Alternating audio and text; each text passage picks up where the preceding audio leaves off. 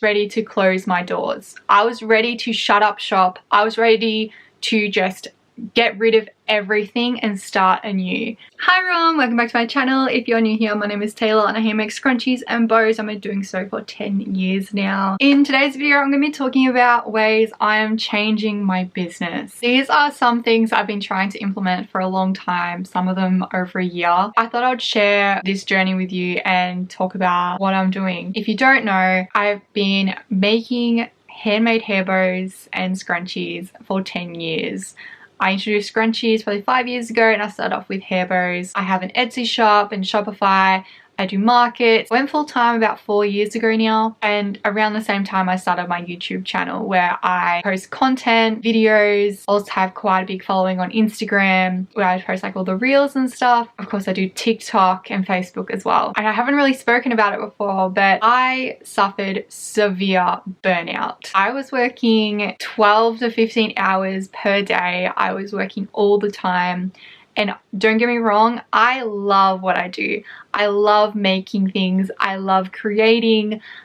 It is my happy place, but it's not sustainable to be working such long hours for years on end. I see so many other creators that experience burnout and they close down or they just can't do that work-life balance. I feel like it's really hard for small businesses and sole traders that, only have that one person. You are the business, and without you it's nothing.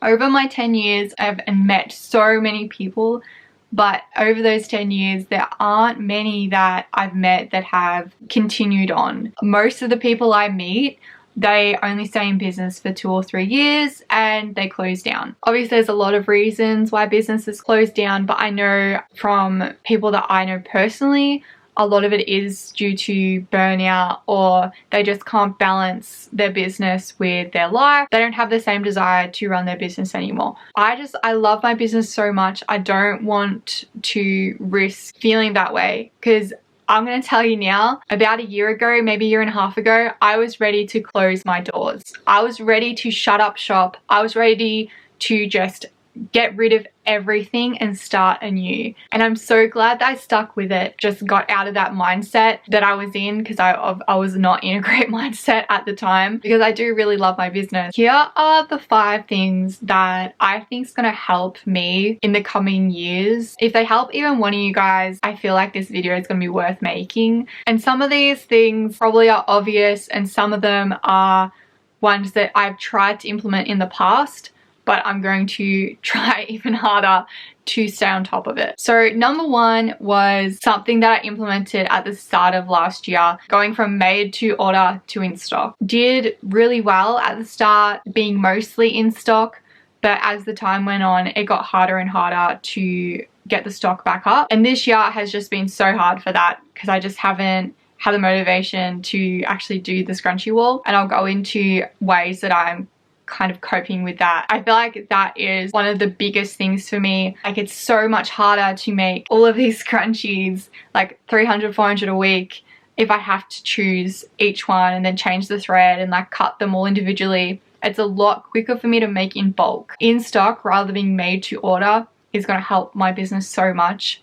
And I don't have to worry about, spending 2 or 3 days doing orders, online orders. I can sort of balance my time better if I'm only spending half a day or a day doing packaging of the orders per week, rather than trying to scramble and make as much as I can during those days. And I think that's what's been really hard for me over the 10 years. At first it was because I didn't have the space and like I was small time. I wasn't selling as much. A lot to do with the space and a lot to do with the time. Like, I was sort of selling stuff and I would have to make it, but I would sell more and have to make more.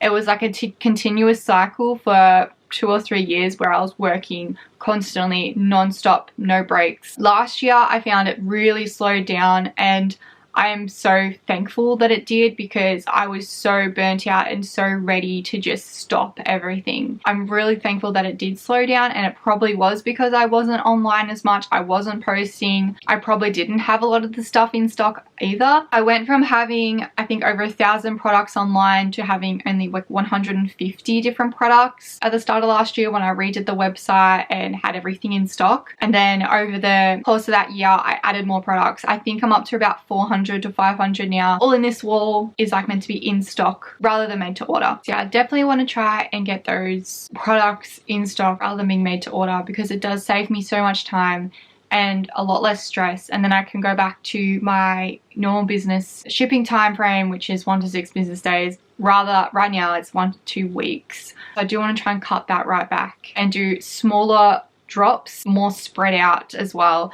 So last year I started off by doing 1 launch per month. I want to do 1 launch at the start of every month, 10 to 25 different materials, and like ended up being like 50 items, and then with the hopes of they would sell out. They never did sell out. I think I had a couple that came close, different materials and stuff, but much more a very slow process. This year I have tried to stick to the 1 a month, but I've decided that it's just too much. It's a lot of work and a lot of prep. I feel like bi-monthly is going to be much better for me, even like 2 to 3 months. Going back to how I used to do it, where I'll do a launch when I was ready. Like, I wouldn't even be really planned. I was like, you know what, I haven't done a launch in a while. This year I want to try and be more planned, but I just want to space it out a bit more. Give me a bit more time to prep all these items, make them all. Like last month, for example, I made over like 200 bows, and that took me a whole week to do that, and then I still had to make all the scrunchies on top of that. Such a big launch, and it did do well, but I feel like I probably should have given myself a bit more time than 4 weeks to complete it, because I still have everything else that is going on. Especially with my launch that I'm doing in May. It is such a big launch. I'm introducing like tote bags, and I've got heaps of scrunchies and bows going up. I've already postponed it. I have given myself an extra week to get everything done, and I feel like everyone did understand that like it is a big launch and I'm just one person. It is hard. Following on from that, I know a lot of people will say, why don't you hire someone? It's just not feasible. I do sell a lot. I only just make a proper wage from my business. I brought in 140k, but then when you take out all the expenses of like running a business and all the things that you can claim back, I think my taxable income was like 70k.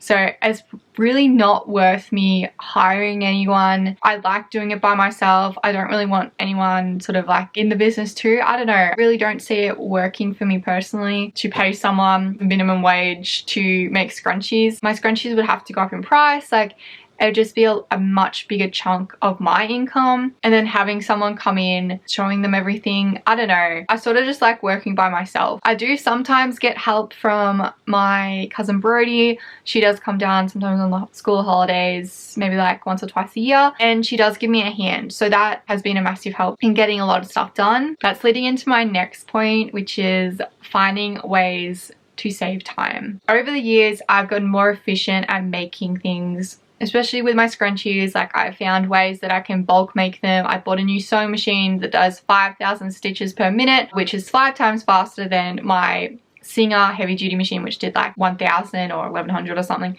It goes much faster. I've been making stuff in bulk, which cuts down a lot of time. I stopped making my labels. I used to actually hand make every single label for my scrunchies, which took forever. So I'm really glad that I stopped doing that, and I started ordering them in bulk, like by the tens of thousands overseas. So that helped so much as well. And most recently, I've actually started taking so much stuff to markets. I've been making all my bows at markets. I've been starting the scrunchie wall. The last 3 markets I've been to, I've brought tubes, I've brought all the elastic, I've been like threading them, and then like I'd come home, sew up all the elastic, and then take them the next day and like fold them under and over to like sandwich it in. So that has actually saved me so much time. I'm already probably, I'd say like maybe a 5th through the scrunchie wall currently by just doing that. And to me, it's like not using any extra time because I'm already working at the market. I wouldn't be doing anything else. I'm just like doing it while talking to customers and stuff because I can do it without looking, and it just keeps my hands busy and I'm like not on my phone or anything. I feel like that is one of the really great ways that I'm saving a lot of time and like using my time more wisely. Also, in finding ways I can save time, I've started taking all of this stuff that I create for YouTube and I've taken snippets. So I film like so much stuff for the YouTube channel, but I don't usually grab my phone to film stuff because it takes a lot more time to set up, and I'm setting up 2 things. What I've actually been doing is take snippets from the YouTube videos and just posting them as reels. There's probably 250 reels just sitting there ready to go. I just need to put them up into Instagram or TikTok and stuff and trending music with it and like maybe put a caption. Leads me into number 3, which is scheduling posts. I feel like this is going to also help me a lot in improving my business because at the moment I'm going on every day and just like posting manually. I feel like having a scheduled post every single day is going to help so much, not having to think about it, because at the moment I'm dreading, you know, around the nighttime to like just go on, find a trending audio, post it. It's a lot. Even if I have just uploaded all of these reels and stuff and TikToks, because I have so many different channels, I have to upload them separately to both YouTube, TikTok, and Instagram. I've had a look at those scheduling apps that post across all platforms, but you can't use trending audio on them. I mean, a lot of the stuff I post is in trending audio, so it might be worth looking back into, but I know when I spent like half a day on it researching like last year, it just wasn't worth it for me to pay the monthly fee and then have to still schedule a lot of the stuff behind the scenes off app. YouTube's easy because it does have a scheduling inbuilt. Same with Instagram. The only thing with Instagram is it doesn't automatically post to Facebook, which is a little bit annoying. So if I do post it to Instagram, like schedule it, I have to manually go in and post to Facebook. Annoying. And TikTok I think also has a scheduling. So I feel like having all those 3, having all of the content ready to publish, like the captions and the audio already on there, that will just make my life easier. Even if I have to go in and go bang bang bang, it will only take me 5 minutes a day rather than taking me half an hour or 40 minutes to try and like find the trending audio, because sometimes I'll get stuck there and be like, oh no, that audio I don't like it, and I'll try and think of a caption. I want to try and like steer away from that now, try and post every day no matter what it is, every single day, a reel, TikTok and a short on their respective platforms. And it has seen a big growth in my channel, but I found, yeah, I definitely need to get that scheduled stuff done, and maybe like once a month sit down, do it 1 day a month, just post everything, get it all ready so all the content's done. I feel like that's probably going to be like the best thing for me moving forward. For manufactured products, so being handmade, you're literally hand making everything and it's a lot. So I have introduced this a lot, like quite a few years ago now. I think 2 or 3 years ago I introduced hair claws, which made it a lot easier on me. At markets, hair claws I might sell 1/3, 1/4 of my total profit, sometimes even half or upwards of half. Really depends on the market and like where I am. Hair claws have been a great introduction to my line of products, so I don't have to hand make every single thing, and I can still make money from selling something that's still goes with my products, because I do sell hair accessories. It is a small quantity that I have available like online or at markets, but I feel like keeping stuff that's ordered in that I'm not actually hand making myself will help and has helped. I will continue to stick with that, even though some people have disagreed with it and said that I should just do handmade because my name is literally made by Taylor Rose. It's just really hard to do that. I'd rather have like a little bit of ease there. So I will probably introduce other non-me made items over the year, depending on what's trending or what I like and what I think will suit the business. It just takes a bit of pressure off me having to hand make everything. And number 5, looking after my health comes into play for a lot of different things in my life, like my mental health, my physical health, and my well-being. I wrote this the other day in one of my applications to an awards night. In 2024, I'm trying to work a normal 9 to 5 and finding better ways to utilize my time for the best outcomes. Mental health and burnout are definitely something that shouldn't be overlooked, especially when running a business yourself. Health is your priority, as without you, there is no business. And I feel like that just encapsulates what I'm feeling. So like, yes, the burnout, like the mental side of things, I have suffered burnout and it has not been great. It took a long time to bounce back. It took me like almost a year. I have carpal tunnel from overuse of my hands. I have found ways to manage, and I have mostly reversed it, if that's what you would call it. Like, I don't have any pain, and I haven't for a long time, for months now actually, just by slowing down and, you know, not overusing my hands. I think it's like really important, especially when you're making everything yourself. You do look after your body because you've only got one.